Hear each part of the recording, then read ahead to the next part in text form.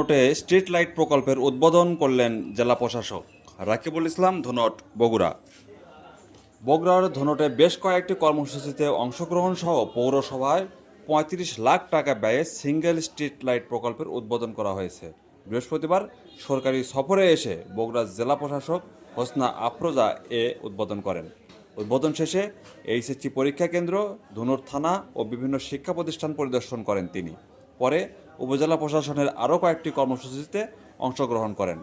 কর্মসূচির মধ্যে মতবিনিময়, সমৃদ্ধ জনপদ ধ্রুপদী ধুনট গ্রন্থের মোড়ক উন্মোচন, বিভিন্ন শিক্ষা প্রতিষ্ঠানে কম্পিউটার, ব্রেঞ্চ, ক্রীড়া সামগ্রী বিতরণ, ভুক্তভোগীদের মাঝে নগদ অর্থসহ ঢেউটিন বিতরণ করেন।